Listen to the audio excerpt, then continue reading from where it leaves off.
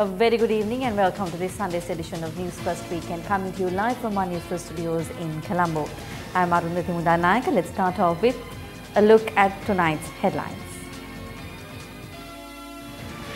Private flight carrying foreign investors departs the country illegally. Indian military ship enters Sri Lankan waters for joint program to map Sri Lankan waters. Implementation of the Audit Act to be further postponed. Audit of transactions in 2018 hampered. JVP leader Andhra Kumara questions on the point of a development that excludes the people. Test run along a new railway track from Mathura to Beliatta ends successfully, to be vested with the public before the new year. Is there a conflict of opinions between Dayasiri and the opposition leader? 10 years since the Sirasa studio complex was attacked, perpetrators still at large. And now the story is in detail.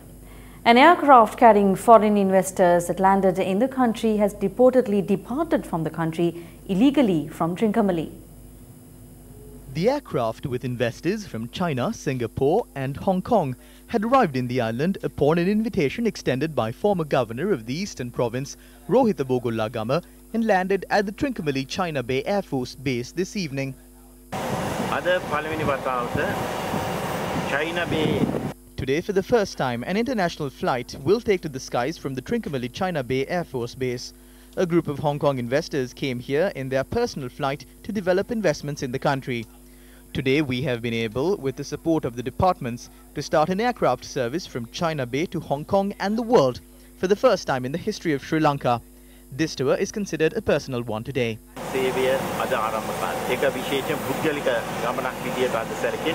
Although the former governor made a statement that direct flights between Trincomalee and the world began today, when we inquired into the matter, senior officials at the Department of Immigration and Emigration, the media spokesperson of the Air Force, and Secretary to the Ministry of Internal Affairs Kamal Padmasiri were not aware of this. The aircraft with investors from China, Singapore and Hong Kong had arrived in the island on the 3rd of January. The aircraft that initially landed at the Bandaranaike International Airport had obtained special permission from the Ministry of Defence to land at the Trincomalee China Bay Air Force Base runway. According to the country's immigration and emigration laws and civil aviation laws, an international aircraft can only leave the country via an approved port in the country. Thereby, the aircraft had left the country without proper approval. It is reported that the aircraft had left the country upon approval granted for ships leaving the country via sea.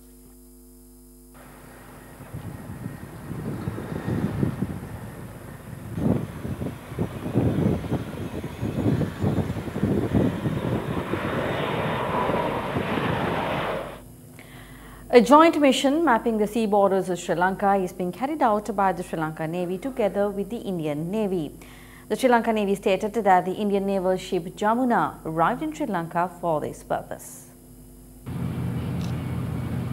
The Indian naval ship INS Jamuna that arrived at the Colombo port on the 20th of last month undertook this hydrographic survey for 15 days, inspecting the coastline from Colombo to Galle. The Sri Lankan Navy stated that this ship arrived at the Galle port on the 4th of this month. The ship has the technical advancements of mapping the deep seas. Responding to our inquiries, the naval media spokesperson Lieutenant Commander Isuru Surya Bandara stated that the ship will be mapping the deep seas of the south for 2 weeks starting tomorrow. A team of naval candidates will be joining this mission. The Indian naval ship Jamuna will leave the island in February.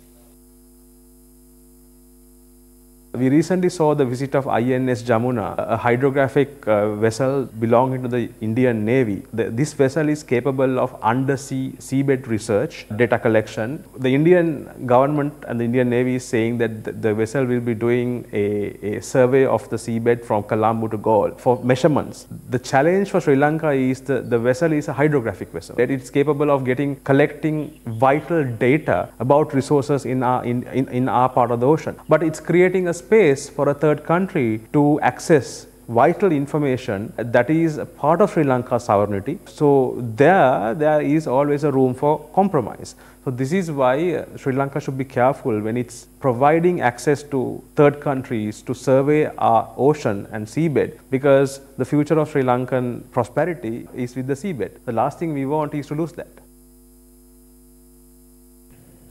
Mr. Charlie Mahendran, the father of controversial former Central Bank Governor Arjuna Mahendran, has written an article to the Sunday Island today under the heading, "A Born Identity, How My Son Was Made to Look Like a Criminal." In the article, Mahendran attempts to raise 2 points and questions. Quote, "So what are the facts and why is Arjuna not willing to trust that he will get a fair hearing in the current political setup in Sri Lanka?" Unquote. The article goes on to say, quote, "None of the Pitapena Committee, Supreme Court and COPE report was able to attribute wrongdoing to Arjuna. Then the Presidential Commission was formed." Unquote. The article says it is alleged that Arjuna passed price-sensitive information to his son-in-law, whose company was a primary dealer in Sri Lankan treasury bonds. As the second point, Charlie Mahendran says that there will be highly politicized show of criminal process if Arjuna sets foot in Sri Lanka. The article goes on to note that the highly public and televised arrest of the son-in-law of Arjuna Mahendran, Arjuna Aloysius, on Independence Day clearly demonstrated the politicized nature of this case. The article also says certain political operatives and their media backers have spent the past 4 years using Arjuna Mahendran as the mantra to impose a shroud of corruption on one party while deflecting attention from the misleads of the other party. The Pitapena Committee consisted of 3 known UNP sympathizers. All 3 members lacked financial expertise and knowledge to look into the issuance of bonds. They specifically called for an inquiry into PTL. They also stated that their remit did not encompass a thorough investigation. The COPE does not have a remit to point fingers. The remit of COPE is to establish the details. The Supreme Court has never heard an application that looked into the details of the bond issuance. Contrary to Charlie Mahendran's unfounded claims and blatant falsehood, the Presidential Commission of Inquiry found to the contrary.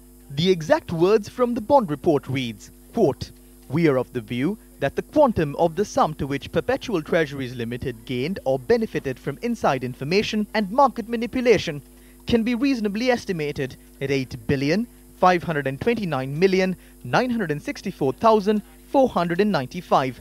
The government that was appointed in 2015 with Ranil Wickremesinghe and the UNP as the lead component is still much holding the reins of power. The judicial process in Sri Lanka has been upheld as robust and independent by none other than Prime Minister Ranil Wickremesinghe and Minister of Finance and Mass Media Mangala Samaravira at various international fora and repeated this several times. Is this the judicial system that Arjuna Mahendran fears? Had it not been for the efforts of the privately held media led by Team Newsfirst, the full impact and details of the largest fraud ever perpetrated on the Republic of Sri Lanka and its people would never have surfaced. The Presidential Commission of Inquiry delivered its report to the President on December 2017. 370 days later, the Central Bank of Sri Lanka, which in 2015 and 2016 was listed under Ranil Wickremesinghe, has failed to produce a forensic audit of the treasury bonds and bills issued during the tenure of Arjuna Mahendran. The call for a forensic audit was initially made by Team Newsfirst, long before the Presidential Commission of Inquiry delivered its report. From before the infamous breakfast meeting, the issuance of the treasury bonds in February 2015 and again in March 2016 was clearly premeditated, planned and executed with the full knowledge of those responsible at the time for the affairs of the central bank. The truth has a habit invariably of raising not only its head but also the conscience of the people in the country. The stark reality is that while the Presidential Committee attributed a direct loss of over 688 million to Arjuna Mahendran personally, one is able to crow about Arjuna Mahendran's purported innocence only because the legal action envisaged by the Presidential Commission of Inquiry has yet to be implemented, even 370 days after the report was presented. How dare you point fingers when it is your son, the Balliol educated man gone wrong, who has been at the centerpiece of the greatest financial fraud in the country? To Mr. Charlie Mahendran, gentlemen are never in a hurry. The people of Sri Lanka have watched over sleaze and corruption over the past 4 years in connection with the bond scam, and will welcome your initiative in keeping with the high standards you preach by returning your son to the shores of Sri Lanka, where your friend of several years standing is still the Prime Minister. පෙබරවාරි මාසේ පළවෙනි මහබැඳුම්කර වංචාව.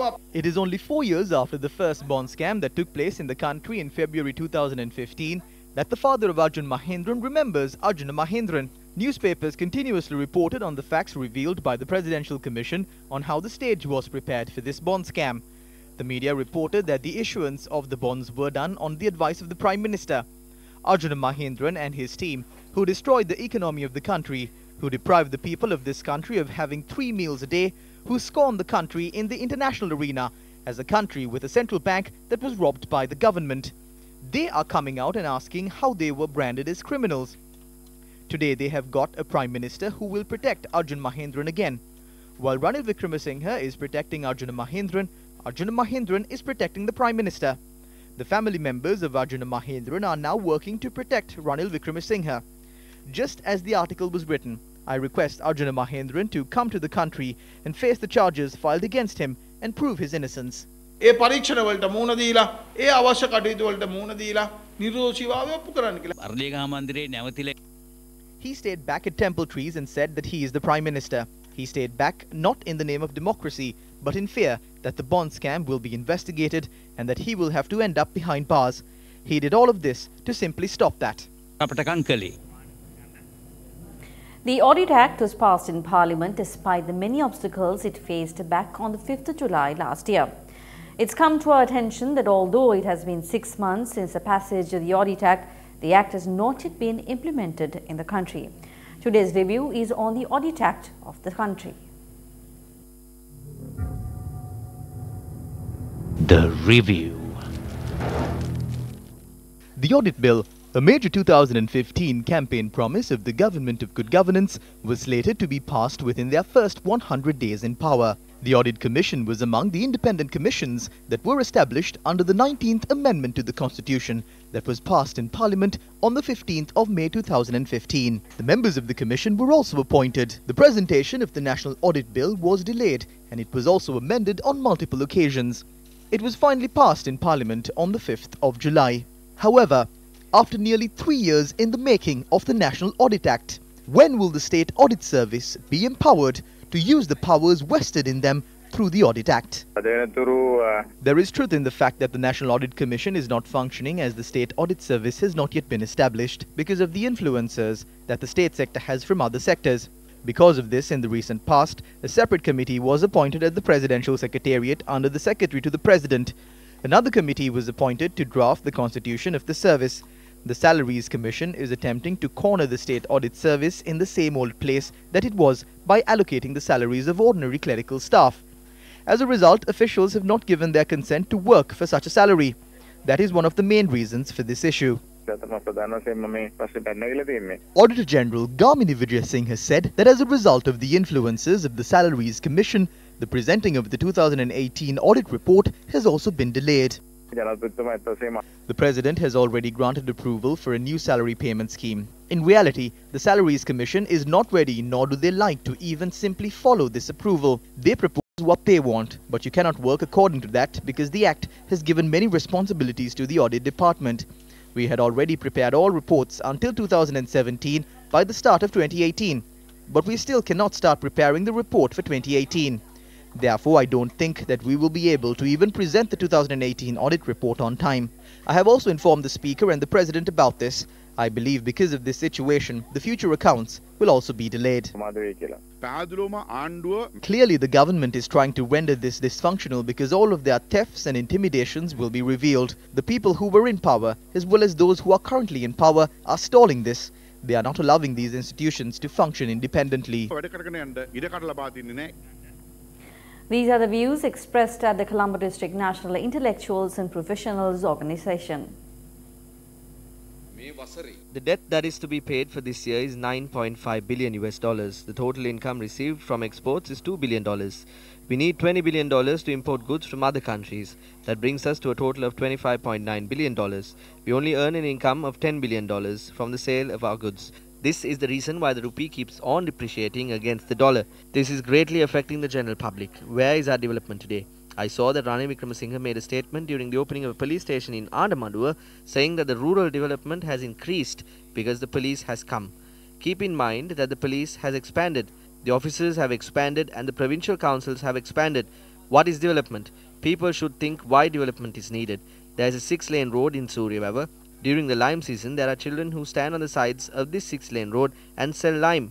During the mango season, they sell mangoes. During the wood apple season, they sell wood apples. But the road, a 6-lane road, and yet these children stand by the sides of the road and sell fruits. What is the point of development? I got down the report released by the Health Ministry. It states that in the year 2016, medicine worth Rs 60 million was taken by hospital OPDs. The population in the country is 20 million. The OPD takes medicine for 60 million. Sports is a vital component of a healthy life. Today, we do not have a sporting culture. What is sports today? Requirement to get a job.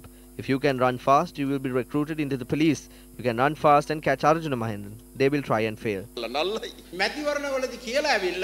During the elections, they come up and say that they will be taking steps against corruption. But up till now, what are the steps they have taken? 2 officials who were involved in the silk cloth case were caught. Have they proved that there is any political involvement? Has there been any court cases related to this? Then they go to courts. We cannot blame the courts, but under the current court system, they come to courts and the case is postponed. What is the meaning of this? Now, what is the state of the prisons in the country? It is even said by people in higher positions that certain crimes have been conducted from behind the bars. These institutions function under the government. These are government institutions. Those in the government should be able to eliminate the corrupt situation in these institutions and function as institutions of the people. But that is not happening. If someone made a statement 3 years ago stating that the prison system is corrupt, 3 years later, today we have to say the same thing.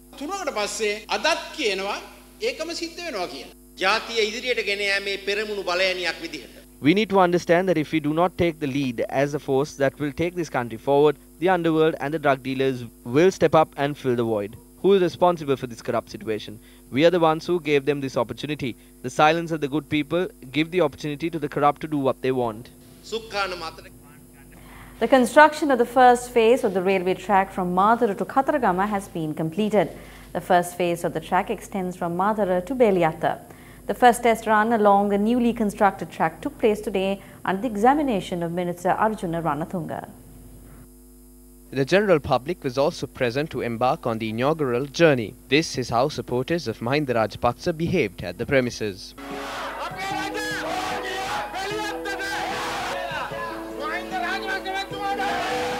The train powered its engine at 10 this morning from the Beliata train station to take the long journey to Mathura. This railway track runs for 26 kilometers and the approximate cost for this project is $278.2 million. The Exim Bank in China has provided the financial aid for this project. 4 main railway stations have been established in Kakanadura, Babaranda, Vaurukannala and Beliata along the Mathura-Beliata railroad. 2 sub-railway stations have been established in Piladuwa and Verahena. Another speciality of the railway is that the longest railway tunnel of Sri Lanka is built on this railway. It runs for 615 meters. The Mathura-Beliata railway runs 10% on flyover bridges. The flyover bridge built between Bamaranda and Vaurukannala is the highest and the longest railway flyover bridge in Sri Lanka. The test run came to a close when the train reached its destination, the Mathura railway station. Given the progress, we will be able to open this for the general public before the Sinhala and Tamil New Year. Only delay is the signal lights. Once that falls into place, we can start transportation immediately. I do not know exactly. This was done through a loan taken by the Exim Bank in China. I will give the accurate details by next week.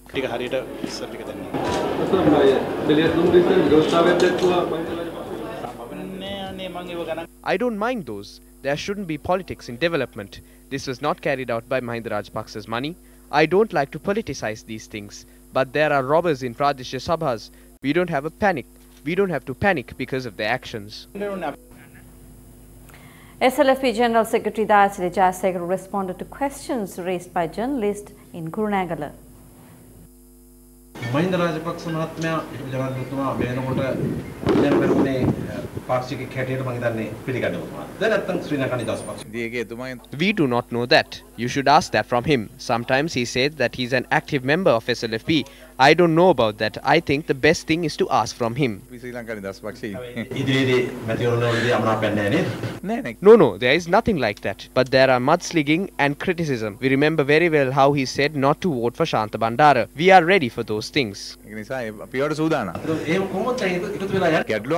Don't let it trouble you. Let's see when the voting time comes. We are ready for that. We will form an alliance and move forward. He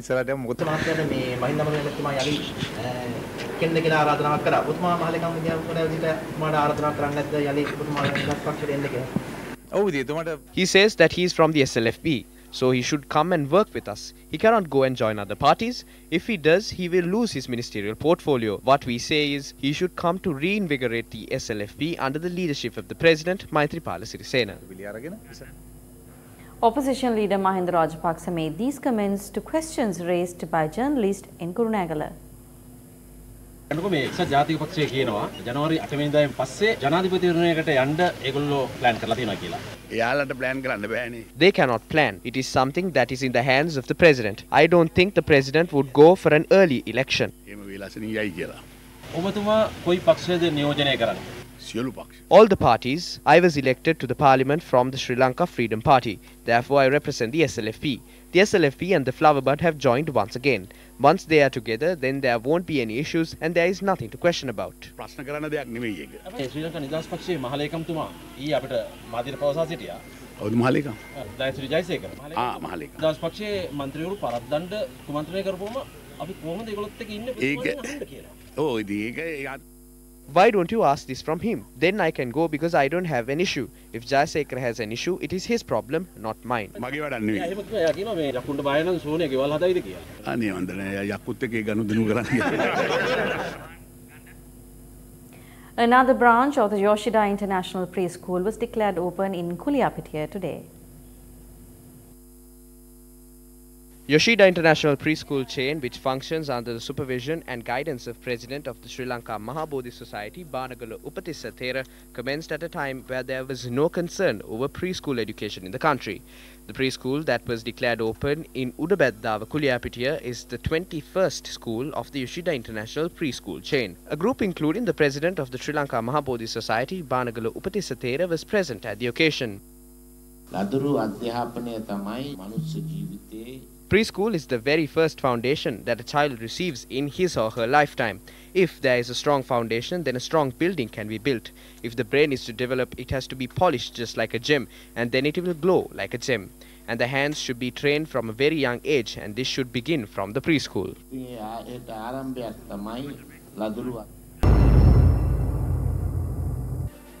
වසරේ දක්ෂතම ක්‍රීඩකයා Matthew Abeysinghe.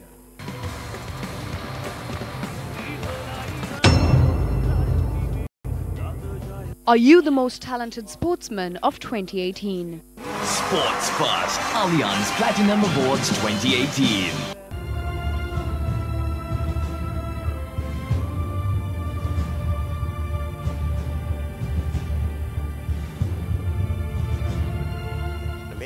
This is a step towards the suppression of media in this country. Now they are trying to get rid of Sirasa. It cannot be done. They were unable to take out this lamp. Everyone in this country is dedicated towards protecting this lamp. While media freedom is today a favorite topic amongst politicians, today marks 10 years since this network paid the ultimate price for standing by the people's right to know. This attack on the MTV-MBC studio complex in the Panama was an attack on Sri Lanka's media landscape. To date, perpetrators of these heinous crimes remain at large and accountability remains a distant dream. January 6th, 2009. It was work as usual for the staff at MTV-MBC Media Network studio complex in the Panama.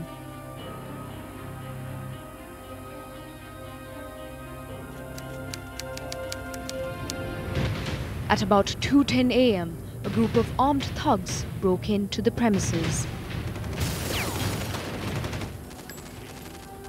The attackers first took the security officers hostage and then proceeded to head towards their primary target, a state-of-the-art MCR, considered to be one of the best in South Asia and commissioned just a few weeks before. The MCR was obliterated by a Claymore bomb that was set off by the perpetrators, and this fact was confirmed by the government analyst's report.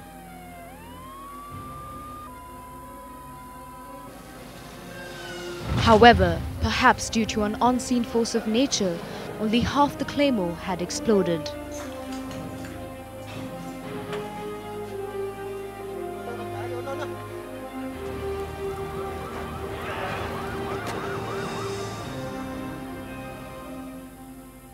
Whilst most of the equipment was reduced to ashes, the station was able to be back on air within a few hours due to the determination and ingenuity of the engineers, technicians and staff. There is no doubt that despite the many attempts made to intimidate this network, we were able to stand steadfast and fearless because of the support of the people.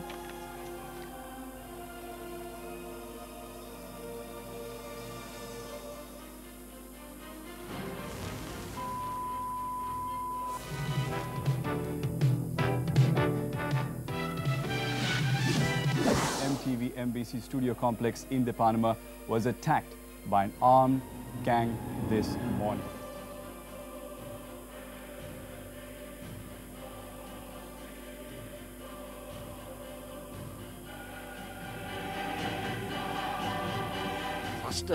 We must rise against this act of terror. This is not the first time this has happened, and this will most certainly not be the last. We must face this situation with strength. වෙන්න පුළුවන් ඒ වුණත් අපි අවධානයෙන් මේ තත්ත්වයට මුහුණ දීමට සූදානම් මාධ්‍ය ආයතන සියලු දෙනා එක්මුතු වී මේකට මුහුණ දීමට සූදානම් විය යුතු බව පැහැදිලිව කිය යුතුයි. 48 hours after the attack on our studio complex in the Panama, the editor of the Sunday Leader and our dear friend Lasantha Vikramatunga was murdered in broad daylight. It's been 10 years since the attack on the MTV-MBC station and Lasantha's murder. 10 years of waiting for answers. 10 years of waiting for justice. While those who were behind these crimes may think they can get away, they must be reminded that one can never hide the truth and justice. It is only a matter of time. With that, we wrap up tonight's edition of Weekend Primetime News. For more details of the stories that we air tonight, log on to our website www.newsfirst.lk. We end tonight's bulletin with an answer to people who throw stones while living in glass houses. Good night. There are few facts that Charlie Mahendran, the father of Arjuna Mahendran, who accuses the media, should be reminded of. It is only the Bond Commission report that has come to the limelight on the central bank treasury bond scam. The forensic audit that the country demanded is due to be put forward. Therefore, you must first understand the reality of this massive scam orchestrated by your son and his political accomplices. We are in possession of many more facts. Therefore, as the proverb says, those who live in glass houses should not throw stones.